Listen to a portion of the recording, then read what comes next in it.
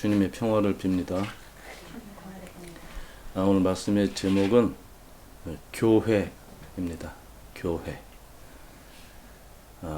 사도행전 9장 31절에 있는 말씀입니다. 이렇게 기록되어 있습니다. 그러는 동안에 교회는 유대와 갈릴리와 사마리아 온 지역에 걸쳐서 평화를 누리면서 튼튼히 서갔고 주님을 두려워하는 마음과 성령의 위로로 정진해서 그 수가 점점 늘어갔다. 한 문장으로 딱 되어 있는 사도행전 9장 31절의 말씀이 교회입니다.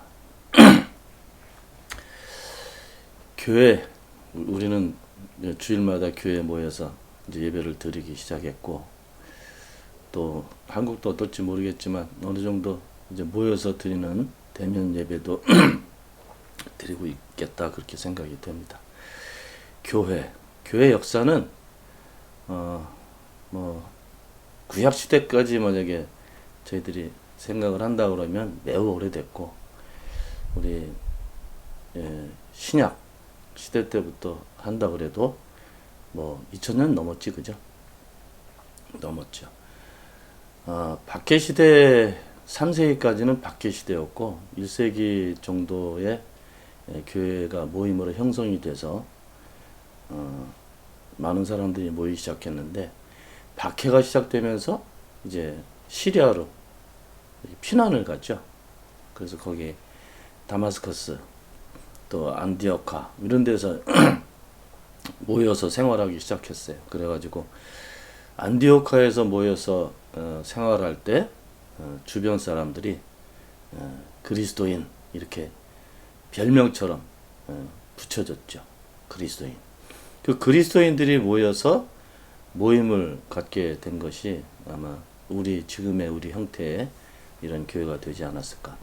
구약 시대에는 이게 온 이스라엘 민족들이 모이는 그런 큰 모임들이 종종 있었는데, 세겜이나 길로나 이런 데 모여서 이제 큰 하나님께서 하시는 말씀도 듣고 국가적인 어떤 큰 일도 기획하고 그런 모임들이 있었는데, 그때는 카할 이렇게 불렀고요. 그리고 우리가 시작된 다시 예수님 승천하시고 모임으로 시작된 교회를 에클레시아 이렇게 불렀죠. 이렇게 세상에서 이렇게 이렇게 떨어져 나온 그런 모임. 근데 정확한 명칭은, 교회라는 명칭은 좀 길게 해석을 하면 이렇게 해석이 됩니다. 하나님께서 불러 모으신 모임, 또 하나님의 백성들의 모임, 그렇게 해도 되겠지만 하나님께서 불러내셔서 이렇게 모이게 된 그런 모임이 교회입니다. 처음에는 이제 교회 하나였죠, 그죠? 쭉 오다가 캐톨릭이라고 불렀죠. 쭉 오다가 16세기에 종교 개혁이 되고, 그리고 이제 켈빈이나 마틴 루터나 이런 사람들이 종교 개혁 운동을 해서, 이미 그 전에 영국이나 프랑스에서도 있기도 했지만 결정적으로는 이제 마틴 루터, 칼빈 이렇게 해서 개혁교회가 시작이 됐죠. 그렇게 해서 우리는 개신교 이렇게 됐고, 중간에 캐톨릭 시대에는 초기 6세기 이때부터 교회가 갈라져 가지고 정교회, 옥서더스, 제일 처음에 옥서더스로 갈라지고, 그 정교회 옥서더스가 다시 갈라져서 한쪽은 그리스 정교회, 한쪽은 이 성페테르스부르크를 중심으로 해서 교회 기반을 다졌던 러시아 정교회, 이렇게 갈라졌죠. 그 이후에 이제 개신교가 갈라졌고, 개신교 안에서도 여러 가지 이제 교단들이 생겼죠. 거의 감리회도 생기고, 어디서 나왔는지 모르지만 성결교회 같은 것도 있고, 이런 식으로 이제 교파가 갈라지고, 나중에 근래에 와서는 오순절까지 갈라졌죠. 그렇게 해서 다양한 교단들이 형성이 돼서 오늘날의 우리 교회를 이루고 있습니다. 교회 그러면 제일 먼저 생각하는 것은 모임, 그렇죠? 모여서 예배도 드리고 무슨 행사도 하고 이렇게 하는 모임. 그래서 신학적으로 교회를 정리할 때는 처음에는 캐리그마. 캐리그마가 뭡니까? 선포. 그러니까 말씀의 선포. 이것이 있어야 그 모임을 교회라고 그럽니다. 그러니까 하나님의 말씀이 선포되는 곳, 교회라고 할 수 있죠. 그 캐리그마가 있어야 되고, 그 다음에 디아코니아. 디아코니아는 뭐예요? 봉사, 봉사, 뭐 헌신, 뭐 여러 가지 할 수 있는데, 봉사, 교회를 위해서, 교회 안의 모임을 위해서 이렇게 헌신하는 그런 것이 그 디아코니아가 있어야 교회라고 부를 수 있다. 그것만 있어도 되는 게 아니라 코이노니아. 코이노니아는 뭐예요? 서로 교제를 갖는 거예요. 초대교회 때부터 이 교회는 모여서 하나님의 말씀을 배우고 찬양하고 그리고 빵을 나눴어요. 빵을 아무런 뭐 사심 없이 빵을 즐겁게 나누는 그런 모임, 교제. 그 성도 간에 교제가 없으면 그것도 아무것도 아니에요. 일반 모임인 거죠. 그런 게 있었죠. 코이노니아. 그리고 우리끼리만 먹고 살면 안 돼. 뭐가 있어야 돼요? 말씀을 전하러 가야죠. 선교도 있어야 되고 여러 가지 이제 세상을 향해서 복음을 전하는 역할도 교회의 역할 중에 하나입니다. 얼마 전에 아주 정말 코드숨 나오는 그런 뉴스를 하나 들었는데요. 순복음교회 이영훈 목사가 순복음교회는 세계에서 제일 큰 교회, 그죠? 네, 세계에서 제일 큰 교회. 그 조영기는 지금 병원에 들어가 있고 이영훈 목사가 이런 얘기를 했어요. 이제 우리도 이렇게 아주 이렇게 모이는 것만 하지 말고 이렇게 세상으로 좀 흩어져서 세상을 봉사하고 헌신하는 그런 교회로 다시 서야 된다. 이런 얘기를 했어요. 저희 신학교 다닐 때 40년 전에 했던 얘기입니다. 그때 흩어지는 교회라는 책도 있었고 그 미국에서 조금 진보성 있는 신학자들이 그때부터 교회는 모임이지만 세상으로 흩어져서 그 안에서 복음의 사역을 해야 된다. 이런 주장을 하는 그 신학자들이 있었는데 흩어지는 교회. 40년 만에 들었어. 순복음교회한테서. 그러니까 순복음교회는 흩어지지 않았다는 거지, 그죠? 뭐 있었겠지. 말씀의 선포도 있고 봉사 안 하면 뭐 잘릴 수도 있는 거니까 열심히 해야 되고 그 다음에 교제도 열심히 했겠지, 그죠? 근데 세상으로 나가지 않았어요. 사회적인 거에서 관심이 없고 정치적인 것도 아주 그 독재자인데 붙어가지고 하는 그런 정치 성향만 있었지 보수적인 그런 성향만 있었지 한계가 별로 없습니다. 조용기 아들이 대학 다니다가 몰매 맞은 사실 여러분들 모르실 거예요. 몰매 맞았어요. 왜? 이 새끼 니네 아버지는 돈만 잘 벌고 아무것도 사회나 민중을 위해서 하는 일이 없어. 그 매 맞고 나서 저기 안양인가 어디 거기 사회복지관을 졌어요. 순복음교회가. 사회복지관. 그 한 것 중에 또 하나 뭐가 있나요? 이게 선교 사업의 일환으로 그 신문사를 차렸지. 국민일보.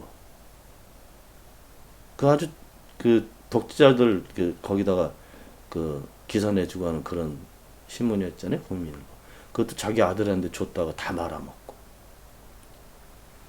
말아먹은 아들 도와주다가 횡령죄로 걸려가지고 감옥 갈 뻔했는데 워낙 거기 판검사가 많으니까 다 빼줘가지고 집행유예 5년.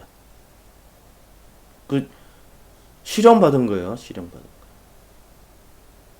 그 지금 와서 이게 뭐야 뭐 몇십 년 지난 다음에 이제는 뭐 흩어져서 뭐 지역을 섬겨야 되니 이런 얘기를 하니 교회가 지금까지 교회 아니었다는 거죠. 우리 한국 기독교 장로회는 그런 걸 너무 많이 해가지고 하다가 욕도 많이 먹고.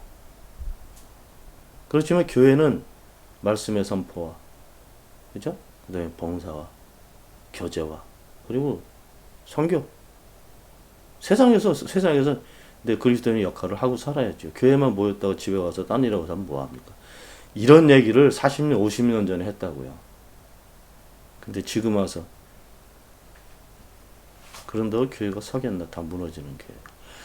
오늘 본문의 말씀은 교회에 관한 말씀입니다. 근데 지금까지 제가 한 이야기는 신학적으로 교회를 어떻게 해석을 하는가라는 것을 여러분들에게 알려드린 것이고, 그것은 신학적인 정의예요. 그리고 그렇게 정의하는 것은 교회라는 모임에 옷을 입히는 거하고 비슷한 겁니다. 겉모양. 그걸 보고 저렇게 사는 모습들 보여주는 그런 옷을 입히는 것 같은 것일 수 있습니다. 그렇지만 정말 교회가 교회되기 위해서는 반드시 몇 주 동안 계속 믿음 교회 그런 설교를 하고 있는데, 솔직히 얘기합시다. 우리는 하나님 빼면 안 되잖아. 그죠? 교회가 하나님의 말씀을 선포한다. 말씀을 선포하기 전에 하나님이 계셔야지. 그죠? 성령의 역사를 세상에 알리는 일을 하기 전에 성령하고 같이 있어야죠. 예수 그리스도 진짜 오랫동안 교회가 그거 팔아먹었지, 그죠? 예수 그리스도의 삶 그러면서 하나도 민중을 돌보지도 않고 2000년 동안 교회가 부만 축적하다가 캐톨릭 같은 교회는 다 망가졌잖아요. 지금 뭐 신부들도 추기경들 다 마약하고 다 동성애. 하나님이 있어야지 캐톨릭이지. 교황이 하나님도 아니고. 지금까지 제가 설명한 것은 교회가 이런 것이 있어야 된다. 교회가 교회되게 하는 요소. 근데 정작 교회는 제일 중요한 거는 하나님, 성령. 성령을 맡는 사람들이 모였다고 그랬잖아요. 그러니까 모임보다 더 먼저 있어야 되는 게 하나님. 우리 사람도 만나기 위해서 오신 성령. 그게 먼저 있어야지. 솔직히 물어봅시다.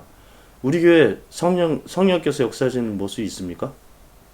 저희 두 사람께 질문하는 게 아니라 이 방송을 본 여러분들의 교회. 성령의 역사가 있는 교회는 살아있는 교회입니다. 살아있는 교회는 나쁜 짓을 안 해. 할 수가 없지. 나쁜 짓을 안 해. 지금 교회들이 다 나쁜 짓 한다는 게 아니라 지금 교회들은요 대충 다 그냥 자기들 내서 자기들 먹고 사는 거지 뭐. 생색내고. 어떤 교회는 돈이 너무 많아서 문제고 어떤 교회는 돈이 너무 없어서 목사님들이 막 이중 직업 가지고 뛰면서도 그게 안 돼가지고 이게 교회부터 경제 평준화가 이루어져야 돼. 살아있게 3천억대로 안 짓고 그걸로 이제 그 어려운 목회자들 도와주는 어떤 그런 시스템을 만들었으면 지금 목사님들 저희 택배하러 안 다닙니다. 그 몇백억이 없어가지고 그렇게 다니는 거야. 그래서 우리 기장하고 감리교회는 이 최저 생활비를 지원해줘요. 뭐 100만 원도 안 되는 돈이지만 그렇게 지원해주고 연금도 있어요. 연금도 그렇게 많이 못 받지만 그건 몇백억 있어서 하는 거 아니에요. 몇십억만 있어도 할 수 있다고. 근데 교회는 엄청나게 커졌는데 부자 교회들은 뭐 1000억 돈도 아니야. 1000만 원이 없어서 예배당 못 얻는 그런 목회자들도 있잖아요. 목회자들이 정말 최고로 어려운 직업인데 만약에 목사님이 그 목회하시다가 막 병이 들거나 사고가 나거나 그러면 목회자 가족들은 다 거지 되는 거야. 아무것도 생활이 보장된 게 없어요. 큰 교회들이 1000원씩만 내가지고 그런 기구를 하나 만들면 대한민국에 있는 모든 목회자들은 그냥 생활비가 많지 않아도 정말 목회 전념하고 그렇게 살지 않겠어요? 아무것도 보장하지도 않고 교회들은 욕만 먹는 그런 조직이 돼버렸고 개나소나 다 욕먹게 됐어. 그냥 제대로 목회하는 사람들도. 교회가 교회의 모습을 잃어버리면 소금이 짠맛 잃어버린 거 똑같은 거예요. 길에 버려지고 다 짓밟아가지고 사람들이 다니면서. 잘못된 교회들은 그렇게 될 날이 멀지 않았습니다. 아니 되고 있잖아요 지금. 그래도 그 속에서 사막에서 새순이 돋는 것처럼 거기서 교회다운 교회의 모습을 가진 모임들이 지금도 일어나고 있고 앞으로도 계속 일어나게 될 겁니다. 교회 2000년 역사, 교인들이 모여가지고 이런 역사가 아니에요. 한쪽은 사람들이 모여서 망가뜨린 역사고 한쪽은 망가짐에도 불구하고 계속 역사하시는 하나님의 살아계신 흔적이 있는 게 교회의 역사입니다. 나쁜 교회들 나쁜 짓 하고 다닌다 욕하지 말고 내가 교회로 잘 서서 정말 복음을 전하는 그런 역할을 하는 그런 교회로 서겠다. 그러면 그게 교회 되는 거죠. 저 주사람 교회는 그렇게 삽니다. 오늘 본문으로 돌아오면요. 사도행전 9장 31절에 있는 말씀인데 이 교회입니다. 이것이. 교회. 이거 말고도 사도행전 2장에 보면 초대 교인들이 어떻게 살았는지 그 살았던 모습이 있잖아요. 그죠? 그게 교회가 살아가는 모습이에요.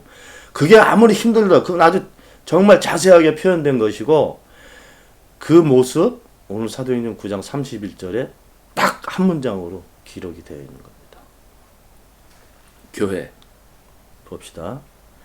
그러는 동안 교회는 유대와 갈릴리와 사마리아 온 지역에 걸쳐서 첫 번째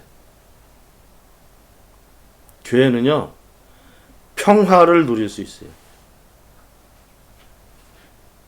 찔리는 분들 많이 있을 거예요. 교회 그 안에 들어가면요 온갖 잡다한 파벌들이 다 있지, 그죠?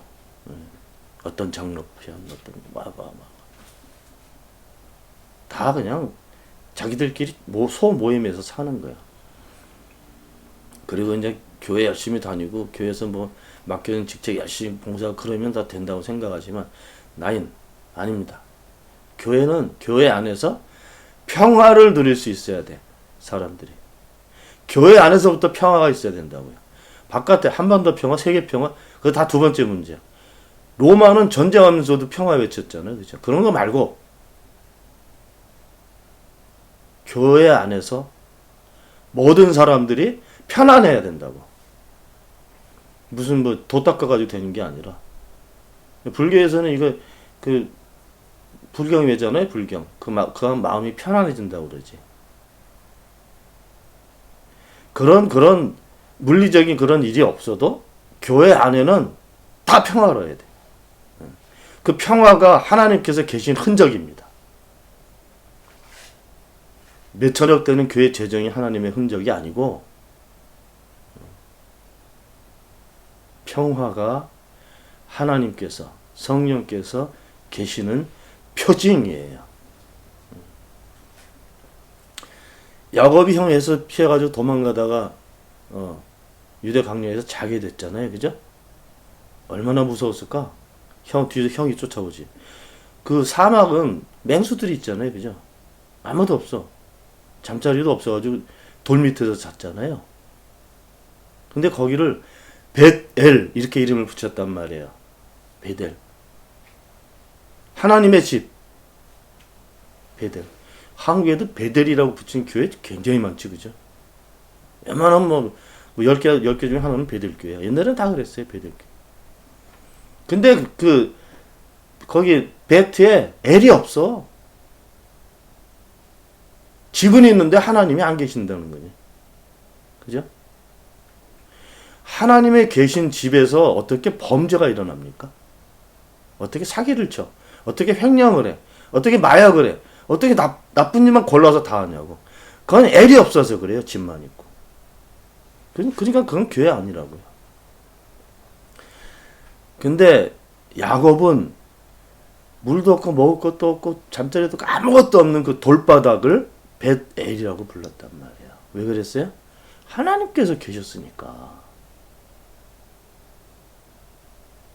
하나님께서 내 옆에 계신다는 그런 꿈을 꿨잖아요. 그래서 여기가 내가 죽음의 땅인 줄 알았더니 이게 광야인 줄 알았더니 여기가 하나님께서 계시는 곳이었구나. 베델이었구나. 그게 교회지. 하나님께서 계시니까 야곱이 그 순간에 두려움이나 배고픔이나 이거 그냥 감격하고 있잖아요. 평화지. 그 전까지는 돌베개 피고 잘 때는 평화롭지 않았잖아요. 무섭고 배고프고 두려움에 떨고 있었는데 평화를 누리게 됐단 말이죠. 어떻게? 엘 때문에. 그래서 찬송가도 그런 거 있잖아요. 내 주 예수 계신 곳이 그 어디나 하늘나라. 하늘나라 죽어서 이게 뿅 우주선 타고 올라가는 처럼 하늘로 뿅 올라가서 있는 장소가 아니에요.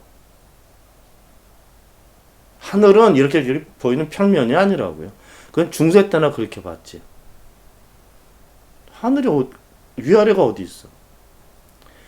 하나님께서 계시는 곳이 거기가 벳엘이고 하나님 것이 계시는 곳이 거기가 하나님의 나라입니다. 하늘나라라는 건 없어. 그건 동양식 사고야. 옥황상제가 있는 천상에 없어. 그럼 도교 같은 데서 얘기하는 거지. 하나님의 나라가 있는 거죠. 하나님의 나라는 하나님께서 계시는 곳. 신학적으로는 하나님께서 통치하시는 것. 마귀가 지배하는 것이 아니라 하나님께서 통치하시는 나라. 그게 하나님의 나라입니다. 그 하나님이 계신 곳이 그 어디나 하나님의 나라. 하나님께서 계신다는 표징이 뭐라 그랬습니까? 평화.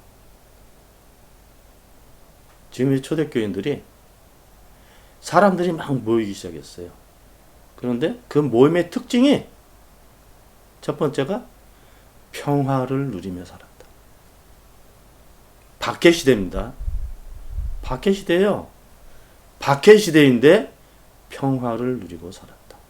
이것이 그 사람들이 모여서 어떤 액션을 하고 무슨 행사를 하고 그런 게 아니에요. 하나님께서 사람을 만나는 모습으로 오신 성령께서 거기 계셨기 때문에 거기 있는 사람들이 평화를 누리게 되었던 겁니다. 이게 교회였던 겁니다. 두 번째는 봅시다. 평화를 누리면서 튼튼히 서갖고 이 모임이 흔들리지 않았어요. 그죠? 평화를 누리면서도. 그리고 보세요. 주님을 두려워하는 마음. 주님을 두려워하는 마음이 뭐예요? 어려운 한국말로 경외. 이거는 공포심이 아니에요. 두렵다는 표현은 굉장히 어려운 거야. 어려운 표현인 거죠. 자기가 정말 존경하는 사람은, 진짜 존경하는 사람은 이렇게 좀 숙연해지고 뭐 그런 거 있잖아요. 그죠? 옛날에 예를 들면 왕 만나러 가는 백성 그 비유가 좀 그러긴 하네. 하여간 무서운 사람은 아닌데 굉장히 좀 대하기가 어렵고 그렇지만 너무너무 존경스럽고 그런 상태가 경외심이에요. 하나님 아빠 이렇게 할 수도 있겠지. 그렇지만 정말 하나님께서 사람 모습으로 앞에 계신다 그러면 그렇게 할 수 있는 사람 한 사람 없겠지. 그죠? 뭔가 이렇게 좀 어렵기도 하면서 그래도 싫지 않고 그래도 그 순간이 좋고 이런 성령이 계신 것을 자기들과 함께 있는 것을 알고 있었다는 거예요.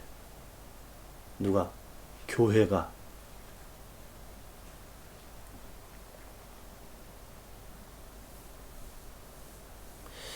교회만 계속 비판하고 그런 건 아닌데 너무 교회 같지 않은 교회들이 많으니까. 이제 요즘 우리 교인들도 이 목회자뿐만 아니라 우리 교인들도 이 지적 수준들이 매우 높아졌고, 그리고 이제 어떤 신앙 생활이나 교회의 모습이나 이런 것들 딱딱 보면서 판단할 수 있는 그런 능력들이 있는 분들이 많기 때문에 그런 면에서는 아주 희망적입니다. 잘못된 교회들도 있지만 정말 잘 살아보려는 교회들도 있거든요. 그래서 우리 교인들이 이 정신을 바짝 차리고 이 평화를 누린다는 것도 참, 내 권리니까 하나님 안에서 그걸 누리고, 그 세상을 두려워하거나 무슨 사람 두려워하는 게 아니라 하나님을 좀 이렇게 경외심을 가지고 이렇게 사는 그런 교회의 모습으로 살 수 있기를 바랍니다. 그것뿐만이 아니라 오늘 본문에 또 한 부분이 있는데, 이거 보세요. 주님을 두려워하는 마음과 성령의 위로로 정진해서. 성령의 위로라는 게 뭘까? 위로라는 표현을 왜 썼을까요? 뭔가 잘 안 되는 일을 이렇게 좀 잘 되게 이렇게 하는 사람, 사도 중에 한 사람 있죠. 바나바. 바나바라는 사람이 있어요. 바나바라는 사람은 별명이 위로의 아들이에요. 위로의 아들. 바나바하고 사울하고 관계가 있죠. 사울은 기독교인을 핍박했던 사람들이기 때문에 그 당시에 예수님의 12제자들이 사울이 누군지를 알아. 근데 갑자기 사울이 바뀌었어. 뭐 그리스도의 영을 만나고 막 복음을 전하고 다녀. 그러니까 사도들이 되게 못마땅하게 생각하고 이해를 못했어요. 주변에서 많은 사람들이 사울이 무슨 일을 하고 다니는지를 가서 설명을 해줘도 절대 받아들이질 않았죠. 저놈은 살인자야. 스데반을 죽인 놈인데.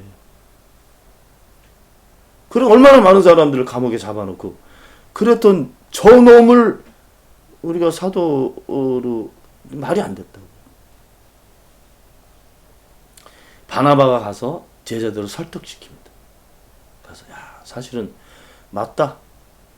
우리 그리스도인들 잡아 죽이고 그랬던 그런 사람이었는데 지금은 그리스도의 영을 만나서 다른 사람이 되고 지금 그 복음을 전하는 일을 몇 년 동안 하고 있는 사람이다. 이렇게 제자들에게 소개하고 설명하고 그래가지고 예루살렘을 중심으로 있었던 예수님의 제자들이 사도 바울을 예루살렘 회의에 초청을 합니다. 그런 내용이 사도행전 15장에 나오는데 초청해서 그때 그 바울의 증언을 들어. 회의에서. 그리고 회의 결과 맨날 며칠 회의를 하고 난 다음에 회의 결과 오케이. 당신도 복음을 전하고 있는 사실을 우리가 확인했고 인정한다. 그렇지만 우리 유대인들, 우리 동포에게 그 복음을 전하는 역할은 우리가 할 거야. 넌 그 자리가 없어. 우리가 할 거야. 그렇지만 당신은 이방 사람들을 위해서 복음을 전하는 일을 우리가 인정해 주겠다. 이렇게 회의에서 결정을 해줍니다. 그 역할을 중간에서 바나바라는 사람이에요.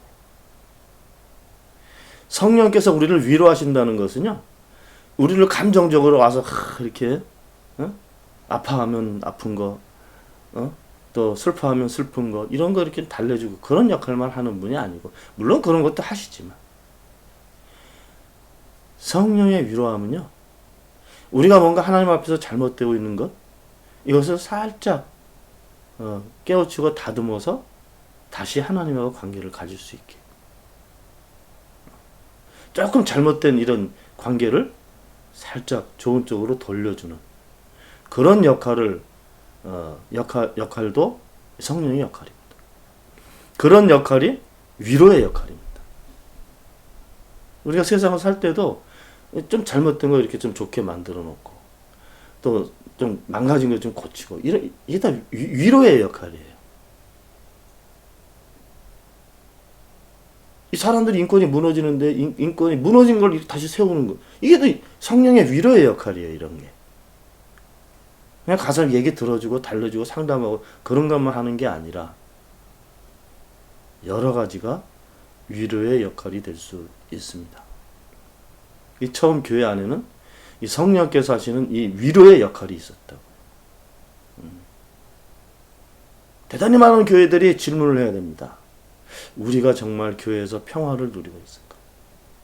우리가 정말 교회 안에서 하나님을 이렇게 두려워하는 그런 마음들이 있을까? 아니, 우리 교회 안에 정말 성령의 위로가 있나? 이걸 확인을 해야 돼. 지금 깨어있는 교인들이 그것을 확인해야 됩니다. 없으면 기도해야 돼요. 기도해야 돼. 우리가 교회로 살아갈 수 있게 도와주십시오. 그럼 하나님께서 도우실까요? 안 도우실까요? 반드시 도우지. 왜 하나님께서 하시는 일이 그런 일인데 뭐. 그 일에 맞춰서 기도하는데 그거를 야, 좀 기다려. 이렇게 하실 분이 아니라는 거죠. 개교에 대해 불만을 하고 비판하기 전에 확인해야 됩니다. 내가 교회 안에서 평화를 드리고 경외심이 있나, 이 성령의 위로와 함께 살고 있나. 요 세 개만 확인하면 그게 확인되는 그 모임은 한 사람이 있든 둘이 있든 100명이 있든 교회입니다. 그게 교회입니다. 그것이 확인되고 그렇게 살 수 있어야 사도행전 2장처럼 있는 것도 다 나누고 마음이 모아지고 한 뜻이 되고 같이 살고 그렇게 되는 거예요. 지금 모든 교회가 꿈꾸는 이데알, 정말 되고 싶은 교회들이 그런 모습 아닙니까? 될 수 있다고요. 성서에 기록되어 있는 그런 살았던 삶의 모습들이 왜 없습니까? 지속될 수 있다고요. 그런데 그 교회 안에 하나님, 평화의 경외심, 성령의 위로하심, 요것이 있어야 그렇게 살 수 있습니다. 한마디로 요약하면 하나님, 사람을 만날 수 있는 모습으로 오신 성령 있는 곳이, 내가 거기 있으면 내가 교회입니다. 그 계신 곳에 내가 들어가 살면 내가 하나님 나라를 사는 겁니다. 이게 하나님의 계획이에요. 뭐 생명의 나라, 뭐 죽지, 영원히 죽지. 하나님 계신 곳이 내가 살 곳이야. 이게 하나님 뜻이에요. 그걸 모르는 사람들 위해서 그리스도도 보내시고 성령도 보내시고 그 나라에서 같이 살고 있다는 것을 모르고 살고 있으니까. 여러분들이 교회입니다. 여러분들의 삶 속에 평화가 넘치고 하나님 또 성령의 위로가 그런 넘치는 삶이 되기를 바랍니다. 기도합시다. 하나님, 예전에는 이렇게 표현만 했던 살아계신 주님이 나의 주님이 되고 나의 하나님이 되고 내 삶 속에 계신, 내가 같이 사는 그런 성령의 모습으로 계신 것을 믿습니다. 교회로 살고자 하니 하나님 교회로 살 수 있도록 더 큰 능력으로 함께 해주시고 이 땅에 많은 간판을 내건 교회들도 교회로 살아갈 수 있도록 하나님의 큰 은총을 베풀어 주시기를 바랍니다. 우리 주 예수 그리스도 이름으로 기도하옵나이다. 아멘.